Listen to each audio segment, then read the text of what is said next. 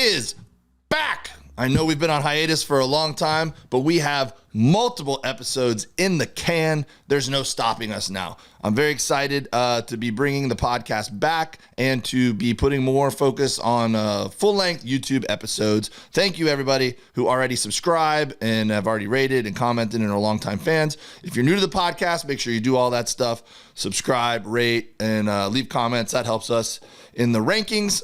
Please come out and see me on the road, guys. I've got a lot of great dates coming up. I'm going to be in Louisville. I'm going to be in St. Louis. I'm going to be in Indianapolis. I'm going to be in Boise. I'm going to be in Grand Rapids. I'm going to be in a lot of places.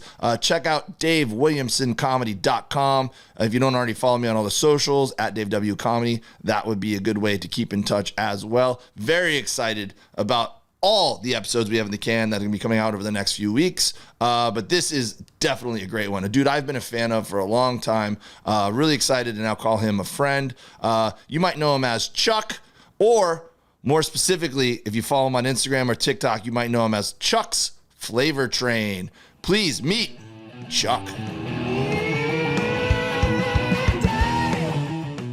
Chuck, super excited to have you today, buddy. Normally, for the most part, I've been doing the barbecue thing for long enough that a lot of the people I have on are my friends, or they were someone I had on in the early days of the podcast who have since become my friends.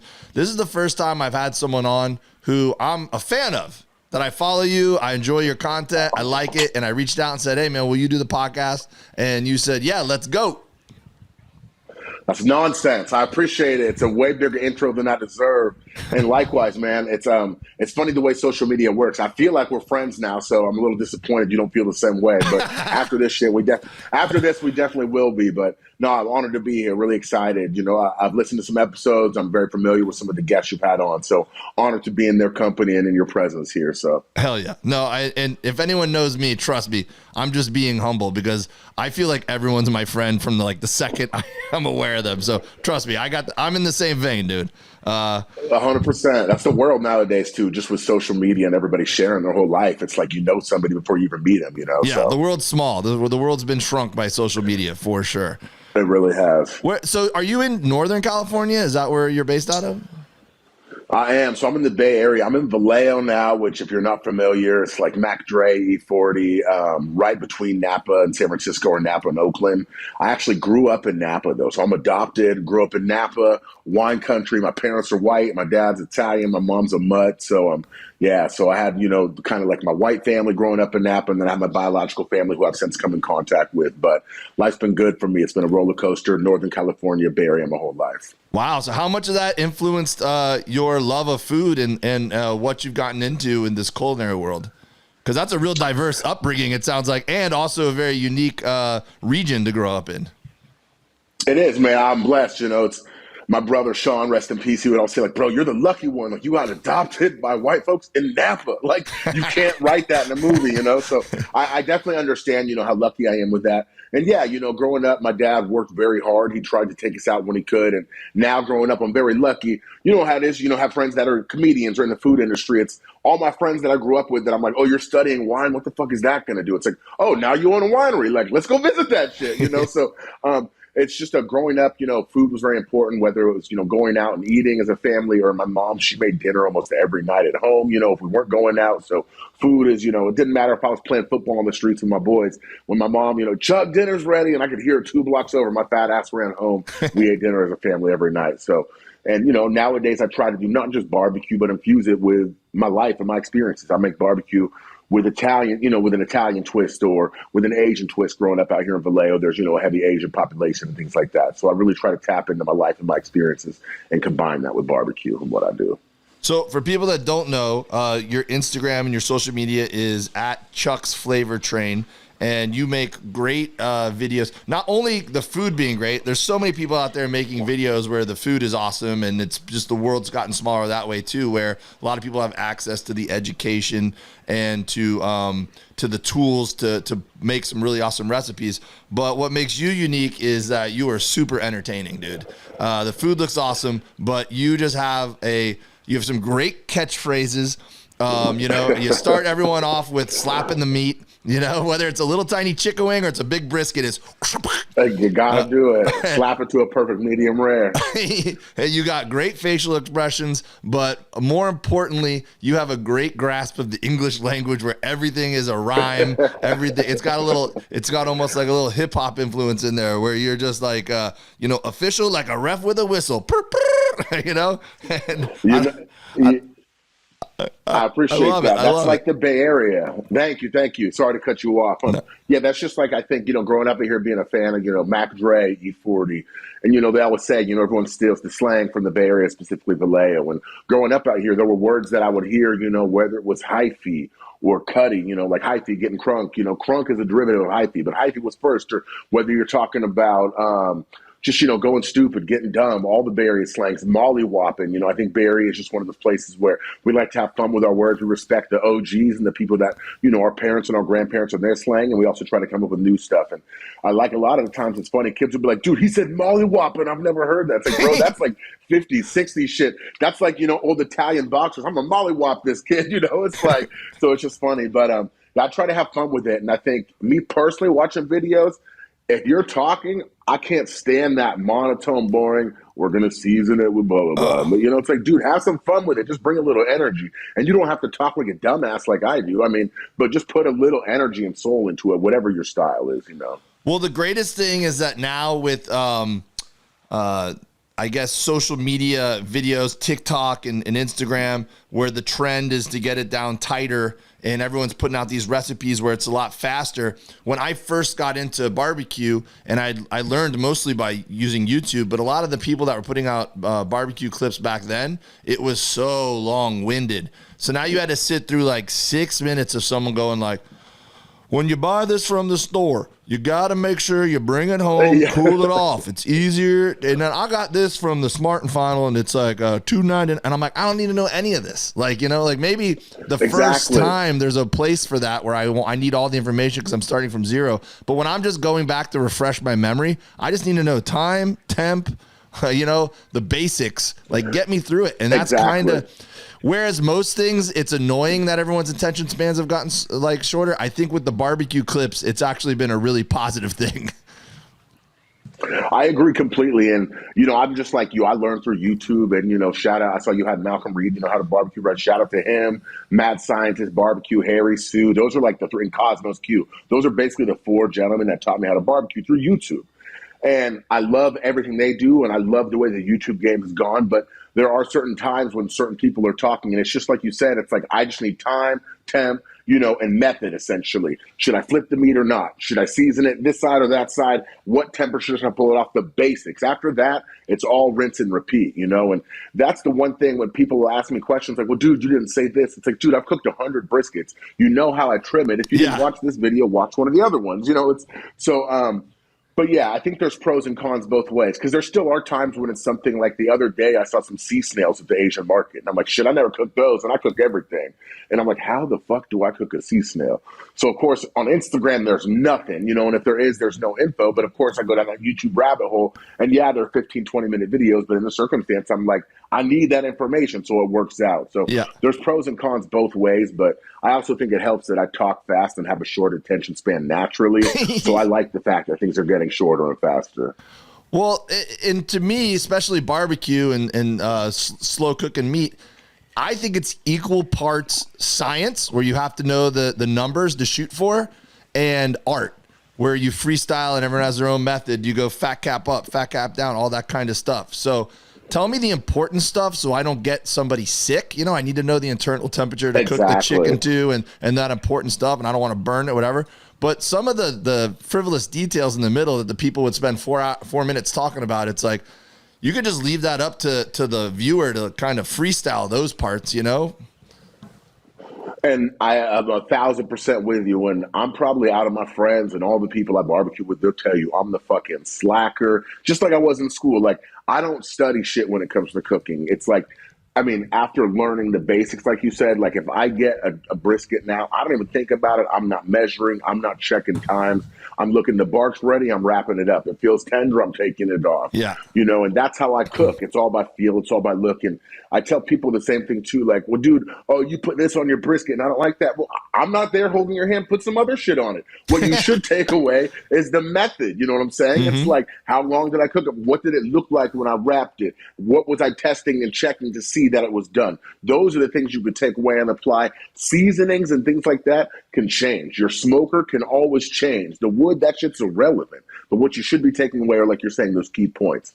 So I agree with you. Yeah, and look, we never stop learning, right? Like I used oil for my binder forever and ever because I'm not really a big mustard guy, so I don't usually have mustard in my fridge. And I know a lot of people like to use mustard. And then I saw recently on one of your videos that you've jumped on this trend now of people using mayonnaise as a binder, add a little extra fat on there. Yeah, so I like the mayo, and it's really so. My thoughts on binders, and here we are talking about the details. As I say, I'm anti that. That's all right. To be honest, people do listen to learn, so it's okay. We can go into Yeah, right. I'm not a huge binder guy, but if I'm going to use a binder, I'm going to do it either for effectiveness or flavor. Excuse me. So if I'm talking flavor, I like fish sauce as a binder. People say fish sauce, doesn't it make your brisket fishy? No, it's going to add a really savory umami element to the brisket, zero fish flavor, and it also helps it bark up nicely. Worcestershire sauce, the same thing, real savory umami element. Soy sauce does it as well, but it can burn and make a brisket too dark. If I wanted just effectiveness, mayonnaise does a really good job of trapping in moisture and helping you get a nice bark, in my opinion. And that's not just on a brisket, that's on a chicken. And I'm not a scientist. My main thought is this. If you were to mix oil and water, you can't. They always separate. So if you put a layer of mayonnaise on a brisket or on a chicken, the juices that are inside that piece of protein can't leak out because they can't penetrate the mayonnaise. So you're retaining more moisture. So when I'm doing something like a mayonnaise binder, that's because it's usually a select or a choice piece of meat, maybe not as fatty as I want, or it's a bird and I want that shit to be juicy like Lucy. But I always try to do a binder that's going to be effective. So I'm with you. I don't really do mayonnaise. It doesn't serve a purpose. And you don't have to use a binder. Season your meat up without a binder. Let it sit out for 20, 30 minutes. It's going to sweat up, tack up nicely, and you're good to go. So there you go. So you say you're not a scientist, but are you do you have a culinary education background at all? Is this something that started as a hobby? Did you were you in the restaurant world? Tell me a little bit about your backstory. So backstory is born in 1987, and I think in like 1990 I officially became a fat kid, just eating good food, with the family. I can remember being a kid and learning how to scramble eggs with my dad early in the morning. I've always been a morning guy. I remember getting up at like 4 a.m. in like third grade, and my dad's still asleep at this point, and I'm going to make eggs before anyone's awake. And then it transitioned to, oh shit, infomercials. And I remember in like fifth grade, I got a turbo cooker, and it was like a wok with a lid that you could sear, steam, and saute in. I remember I got that, and for the whole kids in the neighborhood, we all play street ball, football. After we played one day, my mom's like, I'm surprised I got you the turbo cooker. Don't tell your dad. He hates infomercials. Hell yes. Thank you, Mom. I threw down steak and broccoli in like a red wine sauce. My mom bought red wine from the market for me to cook as a kid. And ever since then, I just remember liking to cook for people, provide. It reminds me of my mom, and, she's the cooker. She's the provider of the family, and I've kind of inherited that role as her health isn't so good now. But ever since then, I've been in love with food and, going out. I remember we had a high school prom, and I was a jock and an athlete and a dumbass. And it's like, I didn't have a date. Me and all the football players were like, shit, come over to my house. I cooked. I made steak and pasta, and my other homie cooked it. We all ate together and went, a bunch of linemen, fat, sweaty dudes, smelling like steak and pasta at the dance. But I've always just like cooking and being around people and having that environment.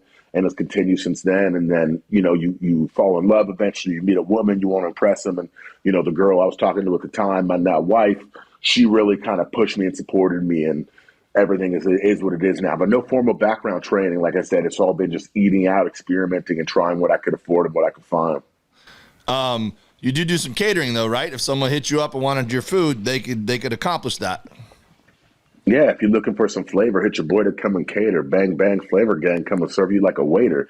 No, I do cater, and it's funny. Yeah, it's fun growing up out here. I would say, like, I'm picky pop and fancy like Nancy, the Napa Valley Negro.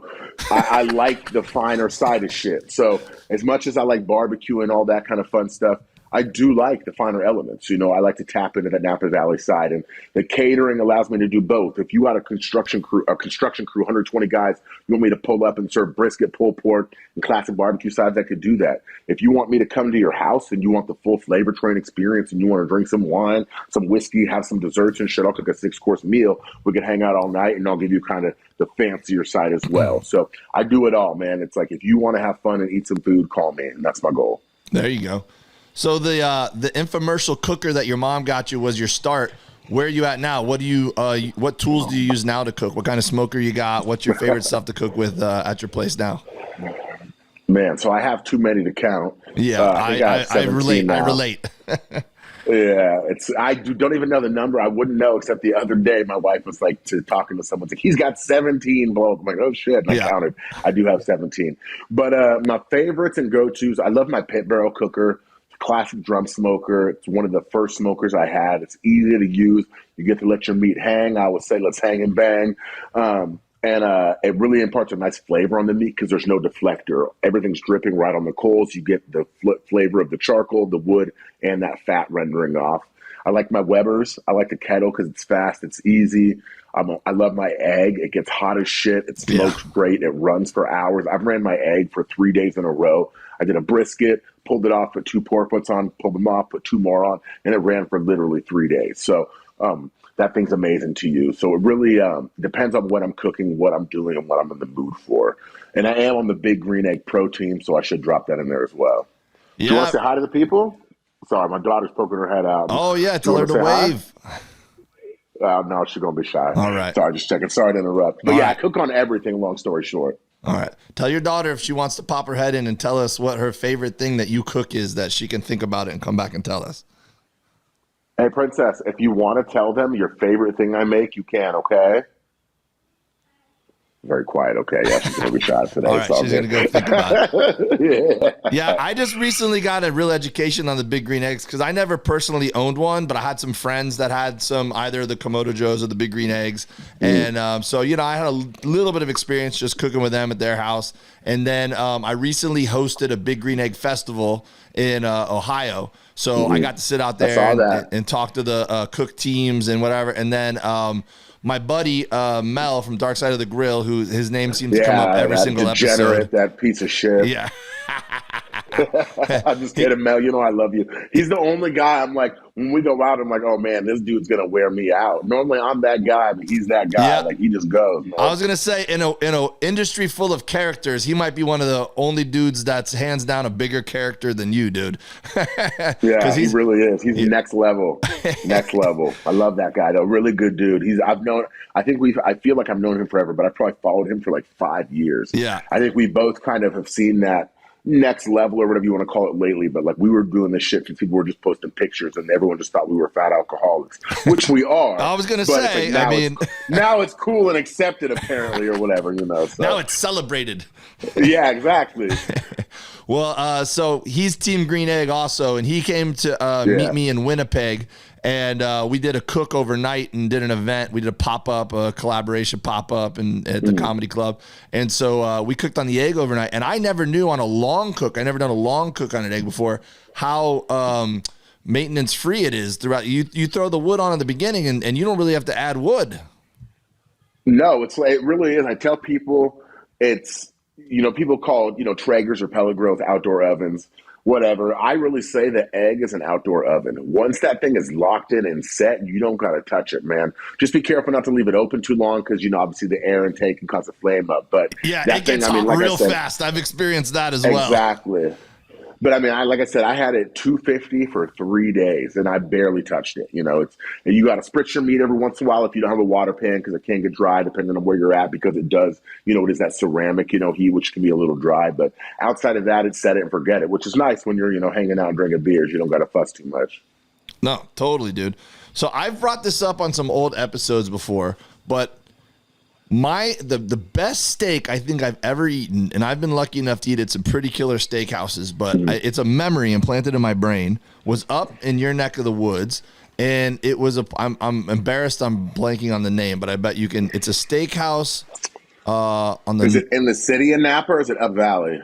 It's north, and it starts with an R. Is it what's that part of town? Richmond or Rosemont or Rutherford? The Rutherford Grill Steakhouse. Oh, Rutherford Grill. That's the spot. That's classic, brother. So it's funny that I love it. Go ahead, but I like that you said the steak because everyone always talks about the rotisserie chicken. We went in there. My wife's been there my wife and I, we've been there 2 or 3 times now. Every time we're up in that region, we make a fact to go or make a point to go to the Rutherford Grill. It was a bone out ribeye, and it had a coffee rub on it, a really thick coffee rub. And I'm telling you, it was cooked. Nice char on it, brother. The char was amazing. It was a nice big thick.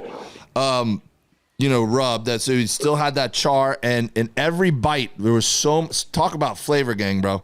I remember that steak. Like, there's not many. It's like a good joke. Over time, a comedian will have a bit, and like the people, they kind of remember, but they more remember the feeling, and that's all food is too. Like 10 years later, you don't really remember the meal, but you remember that, man, it was really good. I remember every bite of that steak. I love that. And that place is killer. First of all, next time you come out here, please hit me up. Even if we don't kick it, love to give you some recommendations on some kind of underground spots and all that. But we'd love to take you out as well. But it's funny you say Rutherford Grill as well, because I had a dinner there. We all went out for like a homecoming or a prom one year. We all went up to the Rutherford Grill. And I got an ostrich steak, like a psycho, high school kid, never even had it, but they had it on the menu, an ostrich steak. And that, to this day, like you said, is one of the best pieces of meat I've ever had. They cooked it perfectly. I can't remember the seasoning. I do believe that there was a little bit of coffee in it as well. Could have been the same rub. I know that they keep some of the things in rotation. But the cook on it was perfect. It wasn't gamey. It melted in your mouth. And I remember everyone thinking, all the high school kids like, bro, telling everyone at the dance, this motherfucker just ate ostrich. Like, yeah, ostrich. I'm like, yeah, it was amazing. It was like butter, So, but yeah, that place is absolutely delicious. What are some of the other spots in Napa you like or up valley? Well, I mean, everything else is going to be a winery. But what wineries do you like? My favorite one is Raymond. We stumbled into Raymond, and when people don't know, before the pandemic, when you go and do all the wineries and you do the tasting rooms, whatever, normally it's like, let's just say it's $50 for the tasting and you get like 3 or 4, whatever. But then if you buy a bottle, then the tasting's free or extremely discounted. Correct. So since we drove from LA, it wasn't going to be hard to bring bottles home. So my wife and I kind of did that. We'd go into every place, we'd do the 2 tastings, we'd pick a bottle, we'd bring a bottle home with us, and that way we didn't really pay for the tastings, right? But every place tries to talk you into getting the membership. And I'm like, nah, I don't need the membership. I know how this goes. Well, finally, Raymond was the last place we went. My friend had recommended it. We were up that way. We had we had a belly full of wine. So we had a nice little buzz going on. And I went into Raymond, and not only is the place really cool, like it's like, it's not as traditional. It's not a traditional stuffy, classy wine. It's like South Beach winery. Like that's the vibe, Chill, laid back, good time. Well, they have all these like secret rooms where you can tell like there's some parties that go on. It's like it's real kind of more of a clubby feel. Okay. And the wines were just great. Like there was not a single wine that I didn't love. Like they were all amazing. So they asked us if we wanted to sign up for the membership, and I went, yeah, I think I'm going to do it. So we're members. So they send us a case of wine every couple months. So yeah, that's our favorite place up there. Nice. Yeah, it's funny you mentioned how they get you, and it's true. We lived in Santa Rosa, my now wife and I. We lived in Santa Rosa for a bit. There's a bunch of wineries out there. You're close to Hillsburg. You're right over the mountain from St. Helena, Yountville, all that stuff. And we would go tasting, and it's like, okay, we're going to sign up at all these places. And we were broke ass kids at the time.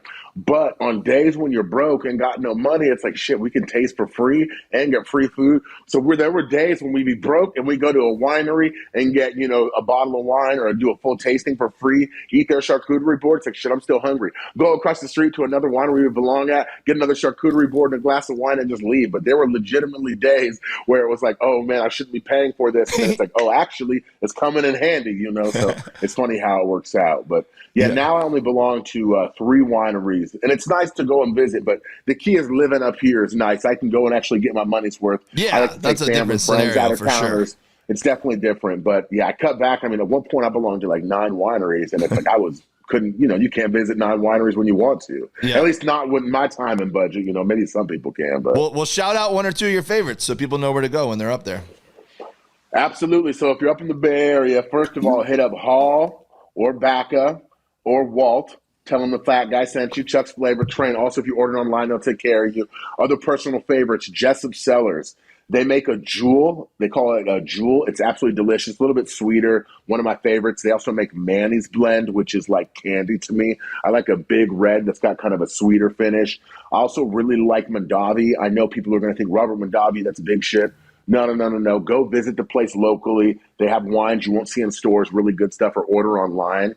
Outside of that, Simi and Healdsburg, if you want to get out of Napa, is awesome too. One of the oldest tasting rooms, if not the oldest in the Sonoma County and Napa County areas.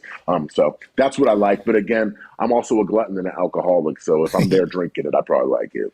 So when we moved from Miami to LA, I had garage sales, and I'm a salesman at heart, and I'm like, man, I'm gonna sell everything. My wife's like, just throw this shit away. I'm like, no. Someone will buy everything, right? And it was amazing the amount of stuff we sold, right? Because we had our whole lives in this house, you know? And this one dude shows up, and he starts chit-chatting with me, and he's like, hey, do you have any glassware? And I go, yeah, I got a lot of glassware, but I wasn't going to sell it. I was going to either, I don't have like matching sets, and I was going to either take it with me or give it to my mom. Or he's like, I'll take whatever you got. So the guy bought all these like just random glasses and mostly wine glasses from me, right? And then he's like, do you have any wine you want to sell? And I'm like, well, I wasn't going to put wine out at my garage sale, but I go, yeah, and I open up my bar, and I got just bottles of old like white wine, red wine. I got everything. He's like, I'll take it all. How much for it all? And I'm like, I made him a deal. And I'm like, why do you want all this old ass wine? Like some of the bottles were already open. He's like, oh, I own that restaurant down the street, and it's cooking wine. I'll just cook with it. He's like, I don't care what it is. He's like, I just cook with it, And then he goes, people break my glasses every day. I don't care if they match. He goes, I just put glasses out on the table as long as they're clean. He's like, because people are going to break them in the next week or two anyways. And I'm like, of course, all right, little insight into the restaurant business, I guess. Or that guy's restaurant. Yeah, I don't know about that. That restaurant's not around anymore, so maybe that's why. Right. He's just grabbing any glass. Yeah, right. Putting it out there. I'd be like, hey, babe, our glasses don't match. Like, is this somebody's house? Where are we? Yeah. Which is nothing wrong. Like, we visit, you go to New Orleans and there's just spots serving gumbo, in some of the wards right out of their houses. And it's like, if I was in a house, it's fine. But if I'm going out to Napa, it's like, shit, I want my glasses to match. And I want everything to be an unopened bottle of wine, But yeah, that's funny. Yeah, I've gotten a lot of good, catering equipment engaged from restaurants that close, though. That's like one of the things I always tell people to look for. Like, you're in your area, you cater, things like that. It's like, hit up garage sales, number one. But two, look online, Craigslist. Restaurants and restaurant depots are going out of business all the time, and they have stuff that goes for crazy cheap. I bought like 200, heavy duty plastic white looks real plates for like $30. You know what I'm saying? It's like I still use them to this day for weddings and things like that. So yeah, it's a lot to be learned from, or taken and gained from when restaurants close. Yeah, a lot of my stuff comes from just when I first started getting into barbecue, it was here in Los Angeles, and it was hard to find like-minded people. I think now it's like everyone's into it, right? There's pop-ups on every corner. But back then there was 2 or 3 real main guys who were doing the pop-ups. And so we all became friends, and they were a little bit ahead of me. So I was learning from them and really admired what they were doing. And those guys grew so fast that I just started buying their old stuff, So they had my first big smoker was this big Assassin 32 gravity fed smoker. And it's just because my buddy, that's what he was using for his pop-up, and then he outgrew it and he had to get a big giant, 1,000-gallon offset. So it was just collecting dust. I'm like, hey man, I'll take it. And man, that's a good thing too. Yeah, old Cambros that they have that are just all beat up, and like they can't really use them for catering gigs because they just look like shit, and they buy new ones. And I'm like, hey, I'll take the old ones. I don't care what they look like. Yeah, does it still work? Yeah, I just need it for my house. Yeah, it's funny. I bought a couple of Cambros off a guy right across the bridge from me out here in the Bay Area. And he's all, oh, you can pay me on Cash App. And I checked his tag. I'm like, that name looks familiar. It's like, bro, I think I used to follow. He's like, yeah, man, I used to do this barbecue catering thing on here, but I stopped him out of the game. And it's like, he's like, they kind of like, he's like, the cameras look like shit, but he's like, they work fine. It's like, bro, it's like a couple dings and dents. They work. It's like, I'll pay $20 a cam, bro, any day. Are you kidding me? Dude. For what they cost? It's like, yeah, it's like, bro, it's got to pay $50 for those 100. You know, it's they're so expensive. And they work a couple great, $100 a piece for sure. Exactly. So, who were the guys that you were checking out in LA when you first moved out there for pop-ups? Well, so my main like mentor and my good buddy is Dustin Bart's Barbecue. Yeah. So that's who I bought my smoker from. And then for a little while, man, we had a little posse going, dude. It was Bart's and Barbacoa Boys, a guy named Jay Austin. And, I know Barbacoa Boys. Yeah, man. And or of them. Don't know them. Smokey Jones, a dude named Russ. He goes by Smokey Jones. And then our buddy Logan would go by what was his name back then? Now he goes by Namaste because he teaches yoga. And he was Meathead Barbecue when he had his big smoker. He was Meathead Barbecue. That sounds really familiar. Yeah, because he's a big weightlifter dude who does yoga. And okay. I think I know that account or whatever. That name sounds hella familiar though. Yeah, there was 5 or 6 of us, and during the pandemic, we started this thing where it was still at a point where people weren't really hanging out, and of course, we were all going crazy, and I'm like, hey man, we got to hang. So we would clean out our freezer and just bring it over. I have all my shit in my front yard. So we would, they'd come over to my house and we would just kind of like cook whatever we had on hand, If someone had a little extra food left from a gig they did, or someone's got something that they've just forgot about. So we would just do these things. We'd see whatever we could cook hot and fast. So I'd crank up all the smokers and the Santa Maria grill, and they'd come over and we'd just do a tomahawk steak or beef cheeks and chicken wings. And we would just sit there for hours and drink beers and just cook it as it was ready. So then we kind of started that tradition. We did it a handful of times where at somebody's house, we just brought whatever we had handy and we would just do like a meat feast and drink beers or bourbon and smoke cigars. And that was like our little meetup. It was the clean out the fridge, meetup, The clean up the fridge crew. That's what barbecue is about, though, to me. It's like just this past weekend, one of my boys like come by with the daughter's play. I went over to a spot late in the afternoon, not late, but kind of earlier in the afternoon. But yeah, I brought like Wagyu hot dogs, a piece of Wagyu steak, a random ass steak, chicken wings, and a couple other things I had. He's like, oh, it's like random shit. And again, that's what I had. But we cooked it, and then they hit me up just yesterday. That was a good time this weekend, like good food. That's what it's about, man. Just grilling and chilling, not taking it too seriously, putting food on, having some drinks and making memories, Yeah. And then we wake up tomorrow and we do the shit again. Well, I got to come up there and hang out with you because all my buddies moved to Florida. It's just me and Bart's now, so. Oh, definitely, please. They're whenever all you're gone. up here, man, yeah, you got to hit me up. Whenever you're up here, I'll take you over to my boy Tone's house, TFTI Barbecue. I don't know if you follow him, but yeah, he's close by. But yeah, there's a lot of good cats out here in the Bay Area making good food. I got a couple homies that are kind of transitioning out of the social media space and are trying to get into, the restaurant / food truck space too. So yeah, it's been a fun journey. It's a lot of good food up here for sure. We're gonna make it happen, 100%, man. Well, you mentioned the ostrich steak, and you said that you were cooking some sea snails. Is there anything else that you've personally done that's maybe a little bit more exotic? So it's really common now, and I've done a few alligators, which obviously if you're in the South is common. When I was posting them at the time, it wasn't that common.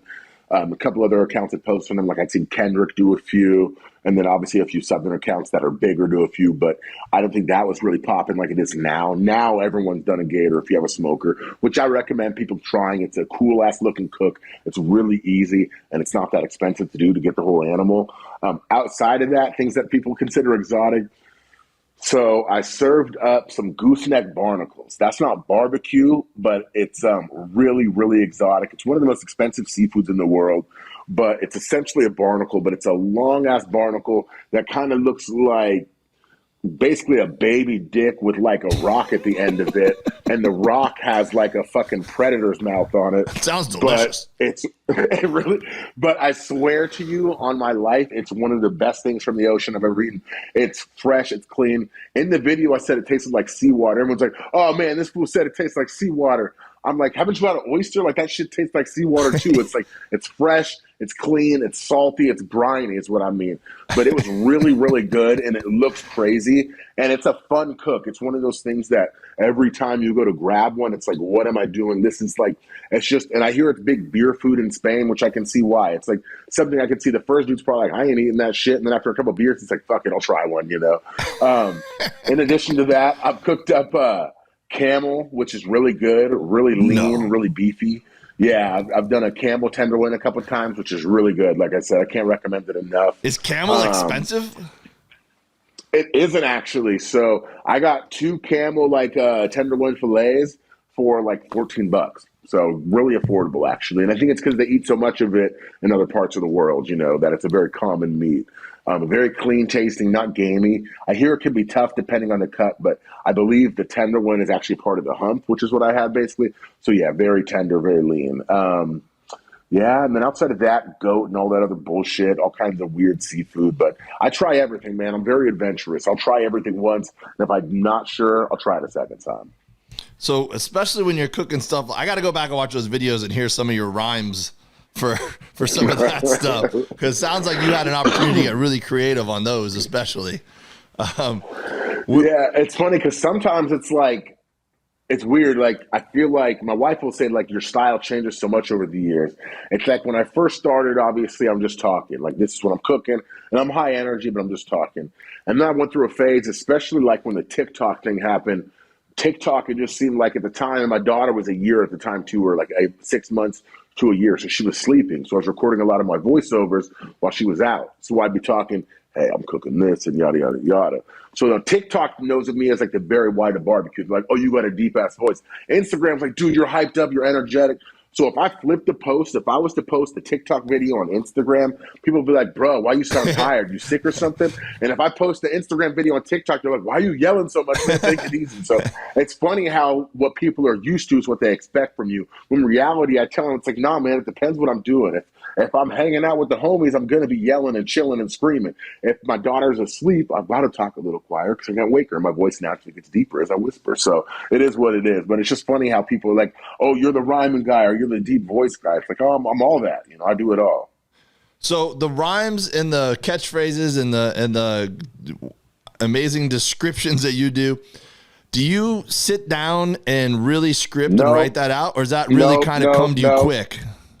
Well, yeah, sorry. I don't mean to cut you off, but no, people ask me that, and I pride myself on, because I know people that do write shit out. I don't write nothing. And I have food raps that I'll write. Like, if you see me actually doing a rap, it's not a food video. Like, I have food raps I post. That's shit I'll write out, and I'll sit there and rap. If it's a voiceover, I don't ever write nothing down. It's like, you know, every once in a while, if I go through a rap or like go through a voiceover, but it doesn't sound clean or I hit a spot too high, I'll take a note of one line I said so I can get that again. But no, I don't ever write down a script ahead of time like, oh, this is the full verse, nothing like that. And I'm really proud. I actually have a video of Lollipop Chicken, and I made and I don't know if you remember the Goldfish song. Do you remember the Goldfish snacks? Yeah, of course. Do you remember the song like, I love fishes because they're so delicious. God, I love fish. Do you remember that shit? I mean, vaguely. So I don't know if you remember. Okay, so I had made some lollipop chicken drumsticks one day, and I'm running to the Lowe's in Richmond, which is like 30 minutes from me. I'm in the parking lot. It's raining. The store didn't open for like another 10 minutes. And all of a sudden, I thought the Goldfish song. And so literally, this is on everything. First time through, I'm like, lollipop chicken. I do a whole thing about season up. The whole thing rhymes. I hit the lollipop chicken verse 3 times throughout it, and it goes viral. And it's like when people are like, I'm like, I don't write nothing. It's like, I'm the Lil Wayne of these barbecue bars, baby. Okay, I'm freestyling. Okay, so can I test you? Can I throw you a subject, and can you come up with a line on the fly? Oh shit! See, let's go. I'm not having another drink, but yeah, let's do it. All right, I'm gonna give you 3. I'll give you I'll make them a little harder as we go. All right. All right. This one you might have even already cooked before. How about squid? Right. Squid. Let me think about it.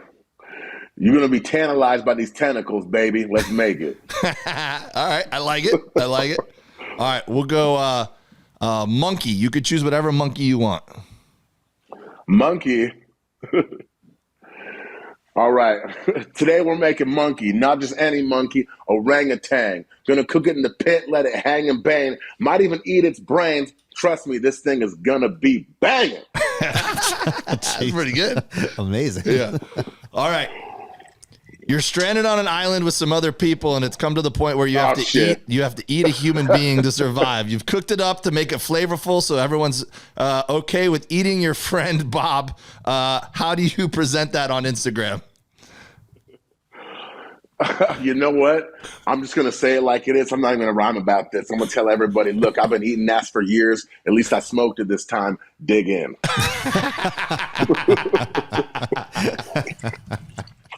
All right. Yeah, I had a job. I worked at a group home once with an older dude. And it's funny, I was like 26 at the time. He's like 64, about to retire. And I remember there was a boy that worked with the home and came in and was like, wanted to talk to us after hours, like after the boys went to bed. He's talking about, oh yeah, like, I finally, like hooked up with like my girlfriend for the first time. Like, we're talking like, did you use protection, all this, whatever, going through the staff shit. And then he just starts talking about like, oh yeah, like, man, it was so freaky, yada, yada. And like, he's like, freaky. And this old dude, 64, I remember he goes to the kid, like, you eat ass? And the kid's like, huh? He's like, I ain't done that. And I remember this dude took off his glasses and looks at the kid and goes, you ain't lived until you eat ass. Puts his glasses back on. I'm like, oh my God. And I was thinking it, but I wasn't going to say it to the kid, But yeah, but no, if we were on a desert island, everybody would be eating booty. I just smoke it. Yeah, I just smoke it beforehand. So. Okay. I guess the butthole would kind of be like cooking a squid, right? They're almost the same thing, a little calamari. Exactly, a little chitlin. Everybody, a little Chucky's chitlins. It's all about the flavor, bro. Exactly. As long as it's cooked right, really, that's what it is. You could eat anything. Well, all right. I guess. Not that I'm advocating eating people. I want to put that out there. I'm not advocating eating people. I tried to soften it by saying you're on an island, you got no other choice, and right. I just see this clip going viral now. Man, Chuck said roast up booty holes and serve it to your friends. I think we could transition that into so you got your own rubs. I don't know if any of them are recommended on people more than another and or ass, but talk a little bit about the rubs that you got these days. I got a bunch of rubs out, actually. Very lucky. Just the background, I feel like it's kind of just cool to the story. So it started off this company, Gustus Vitae. Everyone was using another salt company at the time. Nothing against them. They just weren't from California. And I'm very stubborn and like to support, my state and, local shit. So I searched for salts made in California, found this company, Gustus Vitae. Ordered, posted for like 6 months, just liking their shit. One day they said, hey, we really like it. Do you want us to make some with your label on it? You can do with them what you will. I didn't know that they meant like, oh, like it's not for public. I thought it was like, oh, you can like, we're going to sell it or like whatever. They meant it's like a Christmas gift type shit. Here's like 100 cans. What I did was I'm like, I got 100 cans. So I hit up everybody I know online, just my friends that cook. Because my family cooks, but like I give a can to my mom. My dad doesn't need that shit, whatever. So I send out like 99 cans. They hit me up like a week later, like, oh, the number one thing searched on our site is Flavor Train. So we didn't plan on this, but should we add it to the site? And I'm like, oh shit. So cut to now, I've got 4, 8, 9, 10 with them, with potentially an 11th on the way. But yeah, so it started off with this thing of ours, and I call it that because of the way the story started. I'm adopted Italian, this thing of ours, La Costa Nostra, Familia, the Mob. It's a garlic pepper-based rub, but it really started because people liked it so much that we ended up putting it to production. That's why it's called This Thing of Ours. Now I got This Thing of Ours 2, 3, 4. I also got California Cajun. I got a Chuck's Dust. I got a Numami. Everything's handmade, organic, made in California. Quality shit. It's not your traditional barbecue rub. It's not powdered granules. It's real seasonings. If you're out of garlic, take my garlic pepper rub, let it soak in a little bit of olive oil. It will rehydrate. You've got essentially fresh garlic there. All of it is legitimately fresh ingredients. So I think that's what I pride myself on the most. You can use it for barbecue. If you want to make a fancy-ass dish and throw it in some pasta or something, you could do that too. So, yeah, different but delicious, and I'm proud of it. How do people order that? If you're looking for it or anything, you want to see more of my ugly ass face, chucksflavortrain.com. That'll take you to the link for the site for the order. Otherwise, you can go to Gustus Vitae. That's my partner, the company, GUSTUSVITAE, gustusvitae.com. Also available on Amazon. If you search for anything with my name or Bang Bang Flavor Gang, hopefully it comes up somewhere, not because I'm famous, but just because I'm fucking ignorant and stupid and post a lot of shit. And hopefully at this point, I've got the market cornered. So, but yeah, you should be able to find it anywhere. Love it, dude. I'm going to go on and order some. I want to try those out. And then I'm going to also send you, I got my Meat Dave all-purpose seasoning and rub. I only got one. I don't have 11. I'll send you mine. Yeah, I'll send you mine, bro.